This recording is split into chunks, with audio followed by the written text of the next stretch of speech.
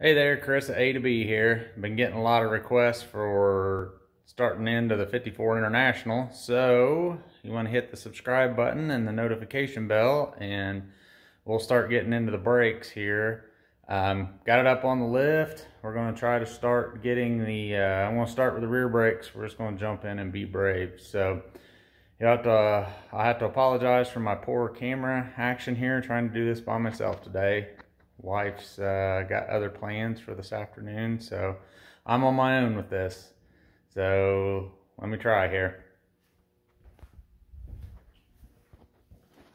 I'm going to start by taking the front rear wheel off.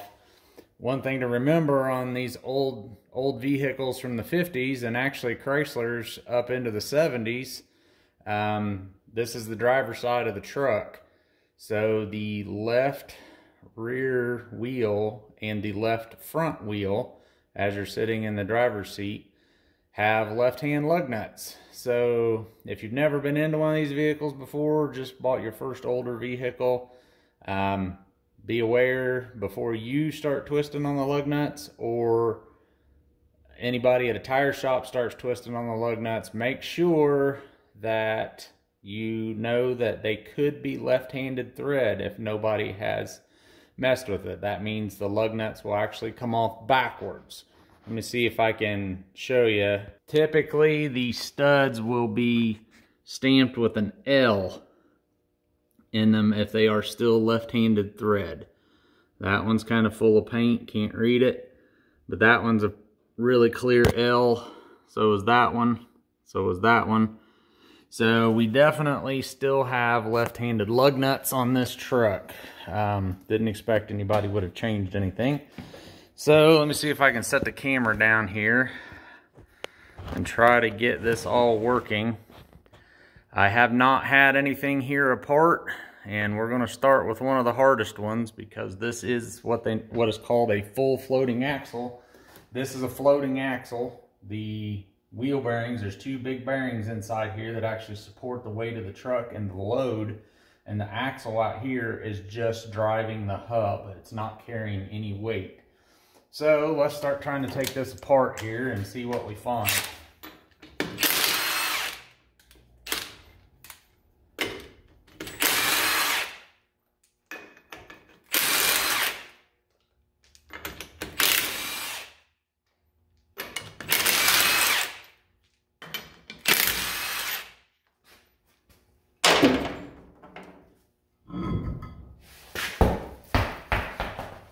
Man, old bias ply tires are heavy.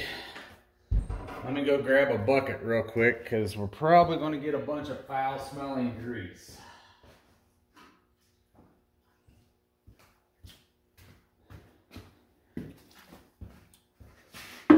These wheel bearings inside here are, when it's in service, are actually lubricated by the oil inside the rear end.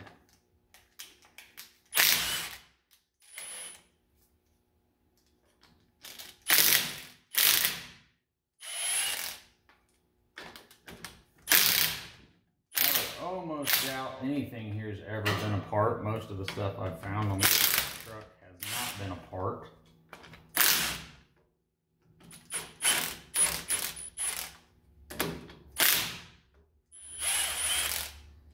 And this axle also has two holes for jack bolts. We'll be taking these, thread these into these holes, and this will push the axle out of the housing.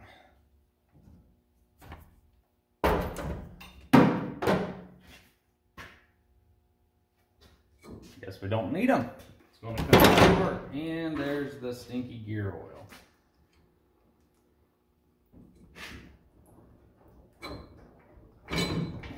There we are. That's the axle that drives the wheel hub.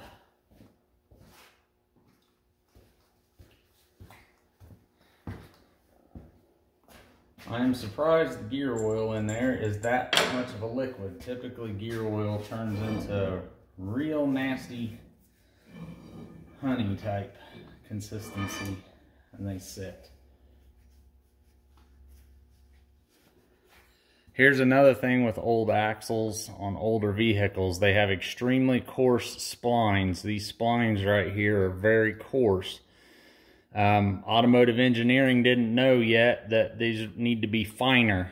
These splines should be half this thickness, and more of them actually provides it more strength. These axles in a severe situation are fairly fragile and can break fairly easily. If you have the truck loaded or stuck and try to start hammering it back and forth, you can end up with broken parts, which in today's age with this vehicle pretty much means that you've just broken something that may not be replaceable.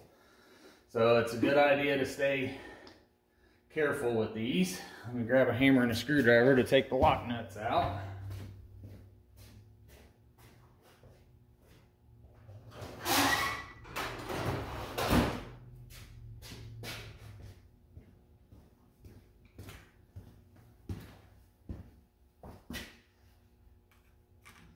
There is a lock plate in here that needs to be bent back.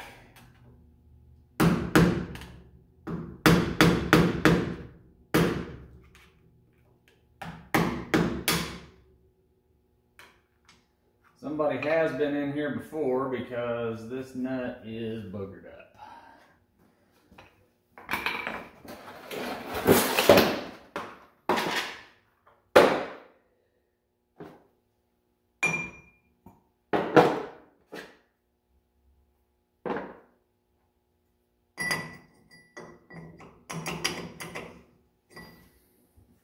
Takes a great big socket to get those wheel bearing nuts off.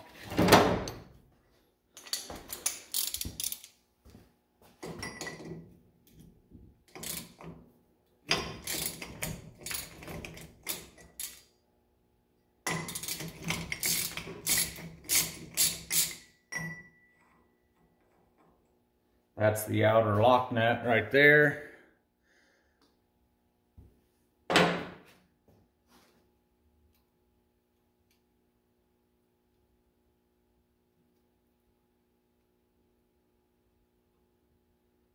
And we need to get the lock plate out of there.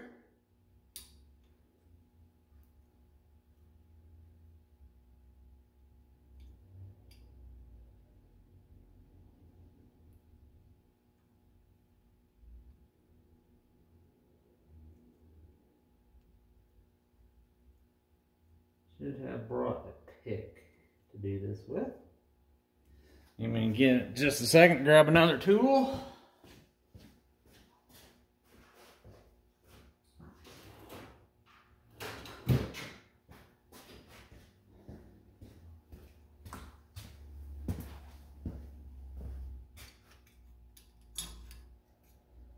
There's the lock nut lock.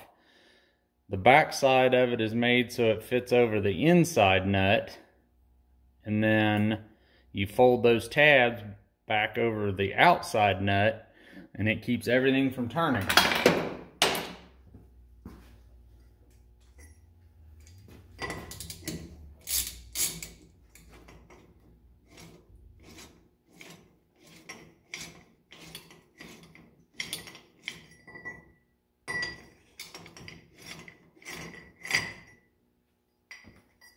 And then there is the inside adjustment nut.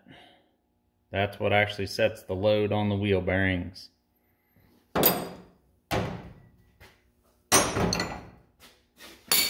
Now, with any luck, this will all come apart. And I'll just drop the outer wheel bearing. There's the outer wheel bearing. There's the foul-smelling grease that I was telling you about. You are lucky this is not in smell-o-vision.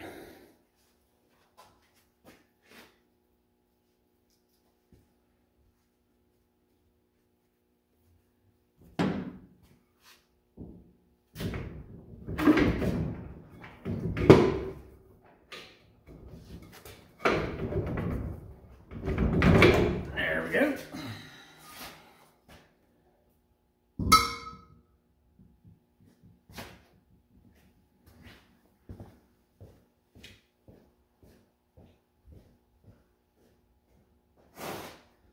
And it looks like we have brake shoes that are in pretty poor condition, which is what I was afraid of.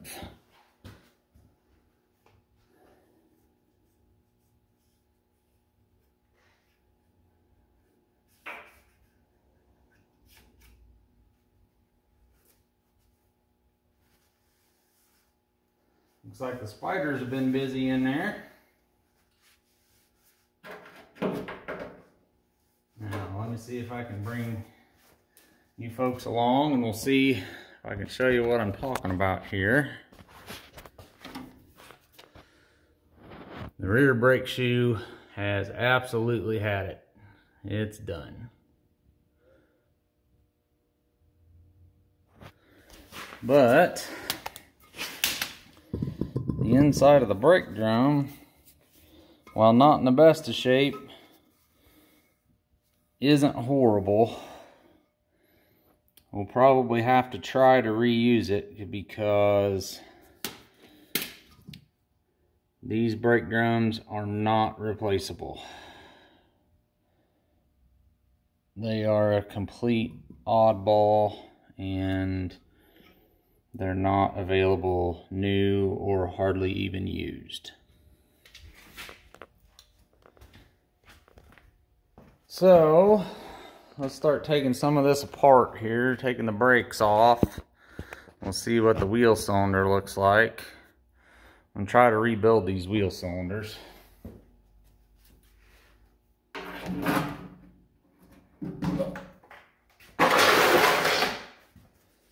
Get some of my other tools out of the way here.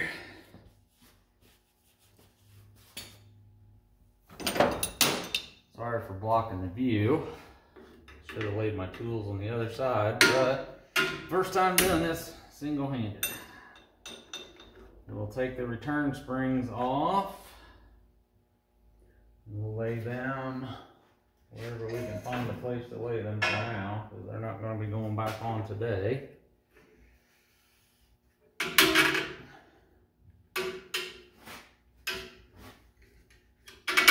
This tool has an edge on it. It's a brake spring removal tool. That lip on the tool hooks in behind the spring, and then you rotate it around and it pulls the hook of the spring up off of the stud.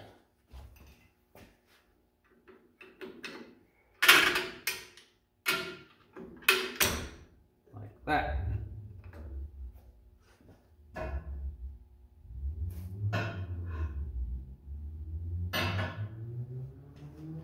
Now we will take off the hold down springs. That comes off. The hold down pins come out. This piece comes off. And we will put that in there for safekeeping. We'll put this back on.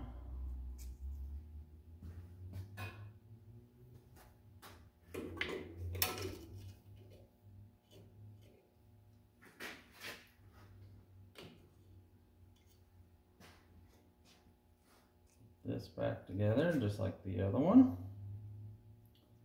so we don't lose it. So I will have to be matching some stuff up. I don't like the looks of some of this hardware.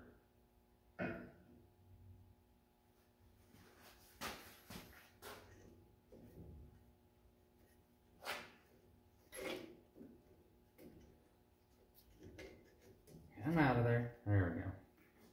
Guess it's just wanting to bring all the gooey cobwebs with it. So then the thing in the bottom with the notches in it, that is the adjuster. That controls how well the brakes are adjusted up to the brake drum. And we'll take all that stuff apart. And we'll take that off. Put that down.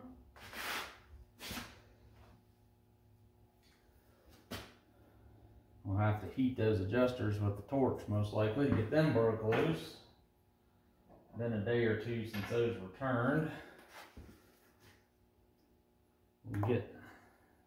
These are the pieces that push the brake shoes out. Let's get all this nasty cobweb junk off of here. Get Get that out of the way.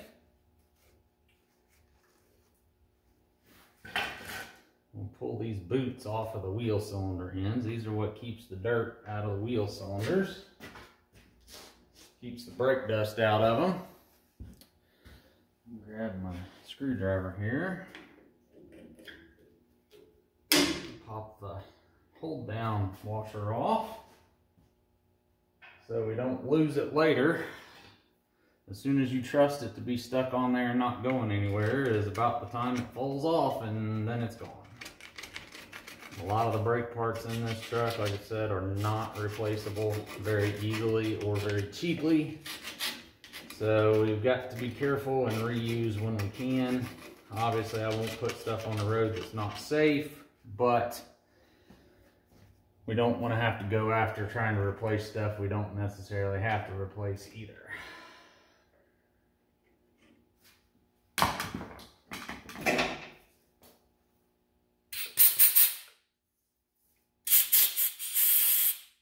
Try not to blow too much air into these old brakes. The brake shoes on this truck are pure asbestos, as was common for the time.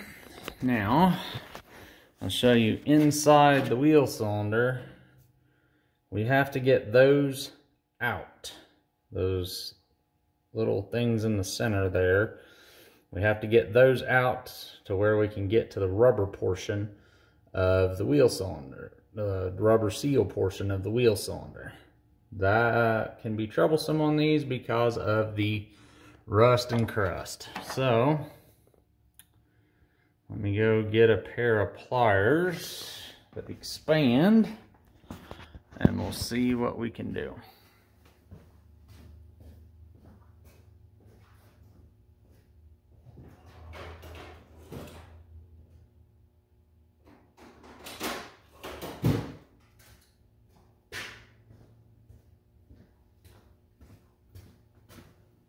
Alright,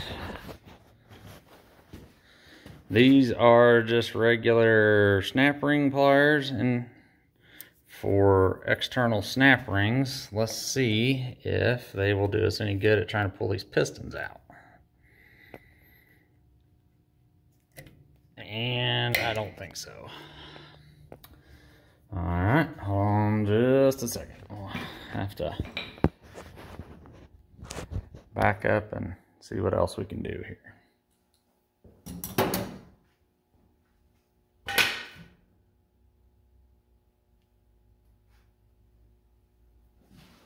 Let's scrape that out a little bit and make sure we're clean.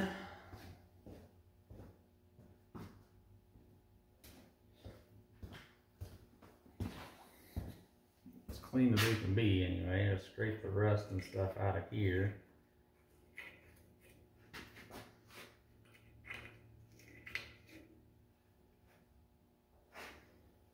Now, we'll see if we can push them in a little bit. Looks like it's going to want to move. I don't know if these are going to be salvageable or not.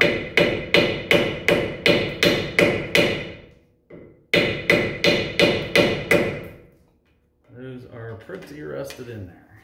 So, what we are going to have to do is we are just going to have to go ahead and take the whole wheel cylinder off.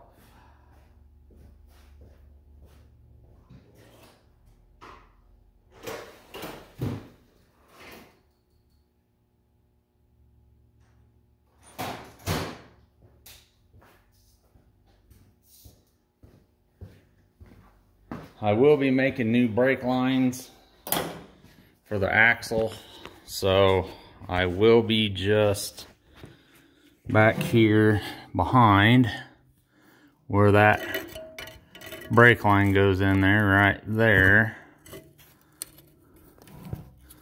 We'll just be cutting that off.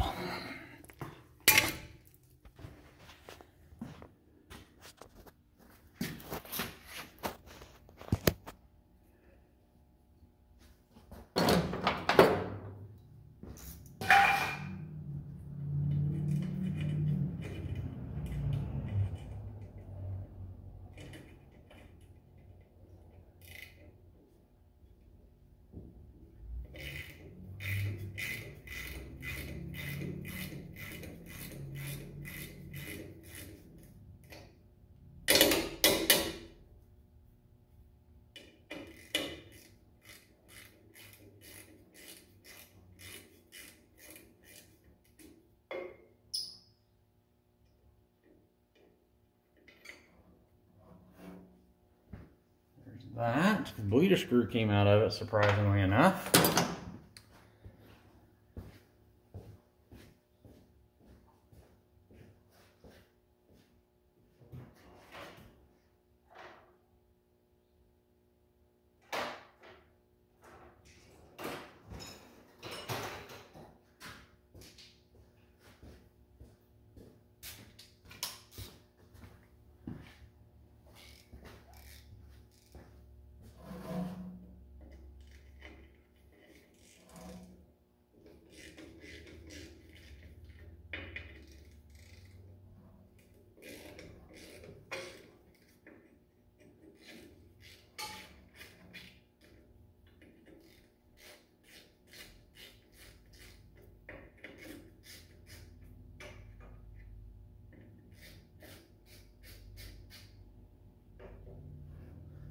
Surprisingly enough, there's still liquid brake fluid back here dripping out.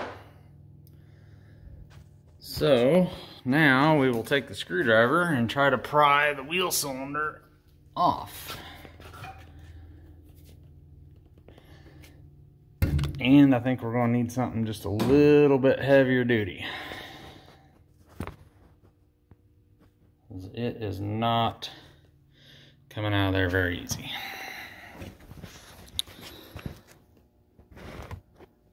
"66 years, I don't know why it won't come out of there."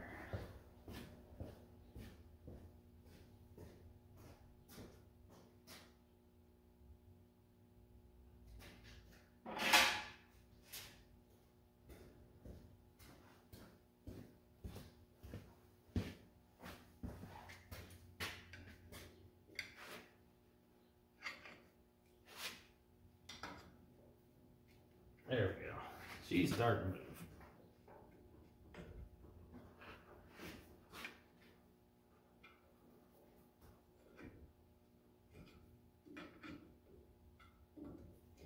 There we go. And as you can tell, it's completely full of mud and crud and everything else from its life on the farm. Excuse me for blocking the view. So what we will do now, I'm going to grab a trash can and we're going to scrape off all the loose stuff out of here.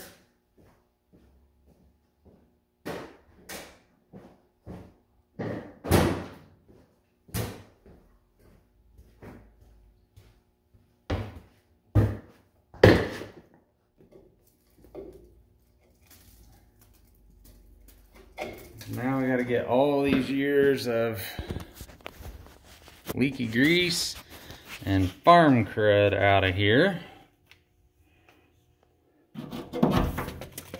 Try to get us some light without blocking the camera view here.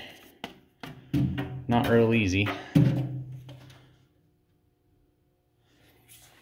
It's a little dark in this corner of the shop sometimes, especially on a rainy Saturday.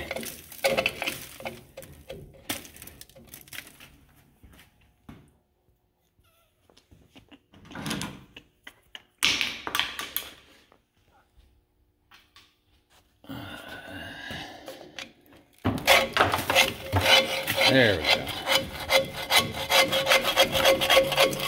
And get it all moving here.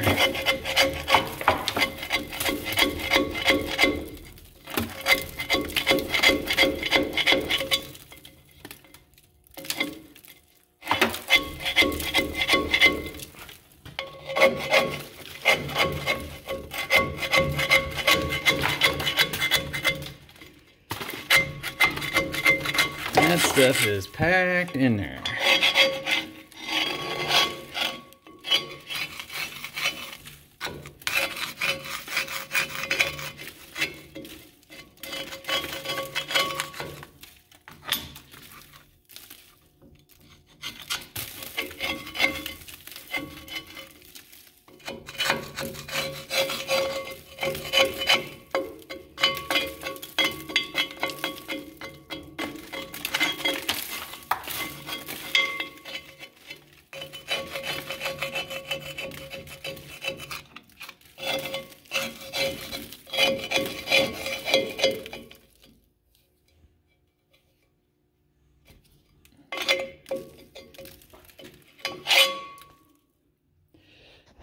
there's what we're dealing with so far. We got it all apart. The good news is the backing plate's in good shape. This piece here is the backing plate. It's what supports the brake shoes and everything. And this is the anchor pin. It's still in good shape. The backing plate is in good shape. It's not rusted out anywhere, even on the bottom where it was almost in contact with the barn floor when I got the truck. That is good.